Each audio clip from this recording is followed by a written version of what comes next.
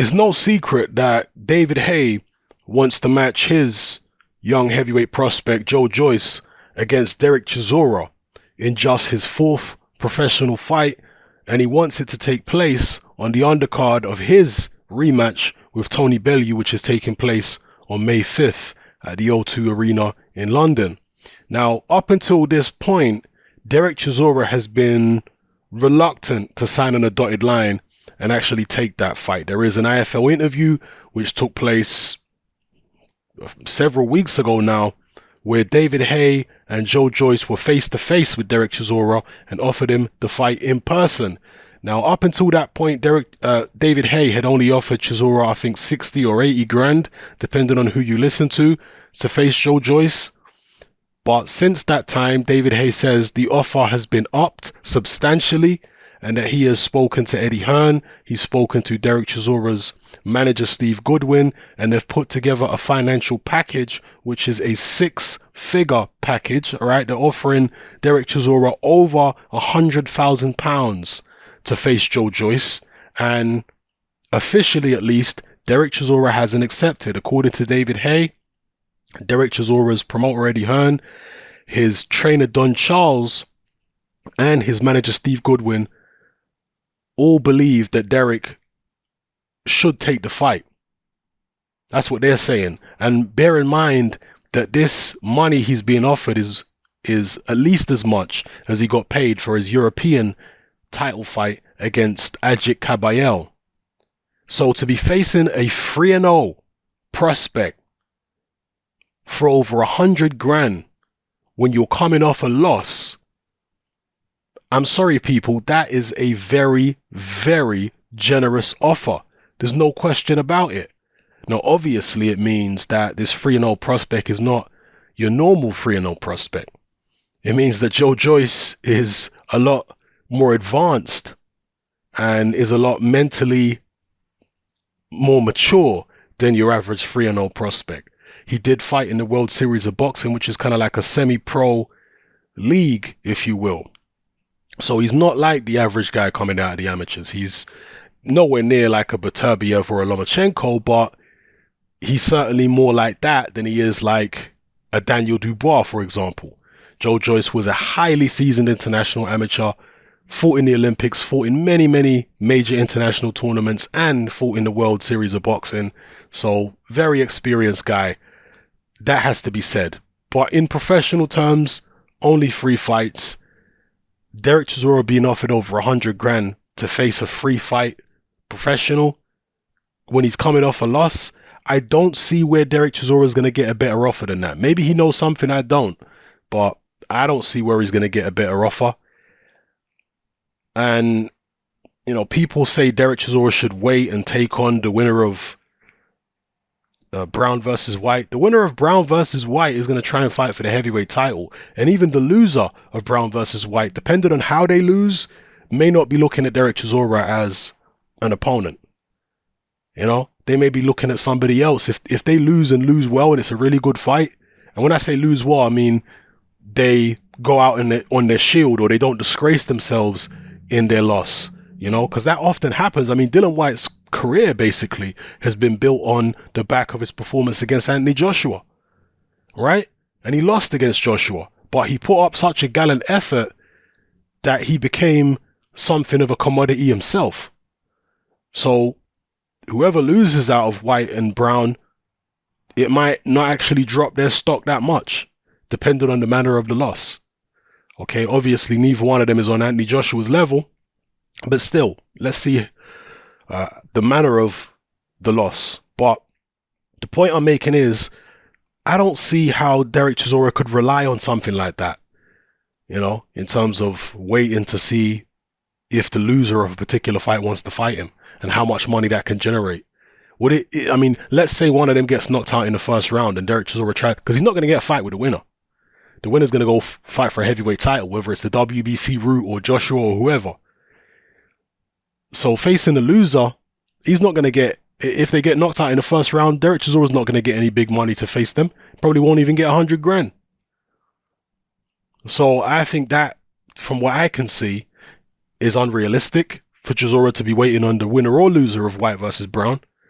And as far as this whole Carlos Takam situation goes, Don Charles says it's a possibility that Chisora could fight Takam. Well, according to David Haye, it's definitely not a possibility on the Haye Bellew undercard. He says categorically not going to happen on Haye Bellew undercard, Dereck Chisora versus Carlos Takam. He says in order for that to happen, he would have to give it final approval because he is the co-promoter of this event. Go check the page on BoxRec for this event. It's a co-promotion between David Haye or Haymaker Ringstar, whatever it is, and Eddie Hearn Matchroom. So he does have some say about who goes on that undercard. And he's saying Chisora versus Takam, forget about it. It's not happening on this undercard. He says the only way Dereck Chisora is even going to fight on the undercard at all is if it's against Joyce.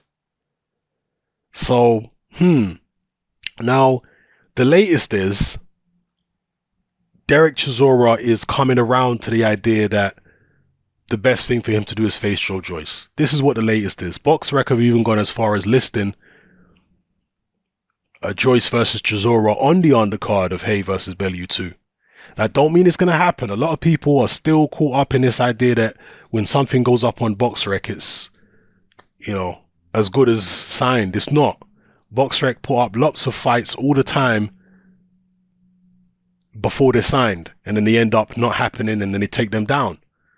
That's why on each BoxRec listing for a fight, it says subject to change and commission approval. I don't know why people don't read that small print. So don't take it as gospel just because it's listed as a fight scheduled on BoxRec. It don't mean it's going to happen. It don't mean it's signed. Yeah. I've seen many fights which people have been hyped about because they were listed on BoxRec and they didn't happen. And it wasn't anything to do with an injury. It's just because it hadn't been signed, the negotiations hadn't been, they hadn't come to an agreement in negotiations or whatnot. So anyway, if this Joyce Chisora fight does take place, and I think it's prudent for Dereck Chisora to take this fight, it's a fight he can potentially win if he trains hard and he really applies himself. It wouldn't be beyond the realms of possibility for him to win the fight. And again, I don't see him getting this kind of money against anyone else out there at the moment. So I think it's probably a gamble worth taking in a certain sense. I don't know what kind of money he's ideally looking for, but at least according to David Haye, and I know David Haye is not the most trustworthy person, but at least according to him, Chisora's own team are advising him to take the fight because of the money on the table. So I don't know what kind of money Dereck Chisora is looking for elsewhere. He is fighting on the white-brown undercard for, according to David Haye, like 20 grand against some journeyman or whatever. So we'll see what happens. If he takes the fight, I, for one, am 100% picking Joyce to win. 100%. I think he's fresher. I think he can move when it's required of him, just like he did against Ian Lewison. He can move. He can box. He's strong. He's got an engine. When I look at what Ajit Caballero did, I see no reason why Joyce can't replicate what Caballero did. Because he can move just like Caballero, but he's bigger, he's stronger, and he's more accomplished as an amateur. I think he hits harder than Caballero. So I see no reason why he can't emulate what Caballero did and probably even do better than Caballero against Dereck Chisora. So those are my thoughts. I'll definitely be picking Joyce. I'm saying it's 70-30 in Joyce's favor in my head in terms of who is going to win the fight if it takes place. So I'll keep you guys updated about what's going on with this particular matchup, if it's going to happen or not. And if you guys get information before I do, then please keep me updated too. So yeah, let me know what you think about this potential showdown, the offer that Dereck Chisora has been made. Do you think there's a better opportunity out there for him? Because again, the Takam fight ain't going to happen on the Haye Bellew undercard. It's not going to happen there, according to David Haye, and he is co-promoter. Facts. So where's he going to fight Takam at? What, in France? They'll pay him a pittance in France. Where's he going to fight Takam? On what show? For how much money? I mean, how much money can the Takam fight even generate? Much more than Joe Joyce? Why isn't Dereck Chisora, if he's not going to take the fight, why is he not going to take the fight? Is it just the money? It can't just be money. It's risk reward, because he's fighting, you know, on the weekend for supposedly 20 grand. So it's not just the money, it's the risk reward. He knows it's his last roll of the dice, and if he were to lose to Joe Joyce, it would probably be the worst loss of his career on paper, because it's to a 3-0 novice. So, you know, in life and certainly in boxing, you have to gamble.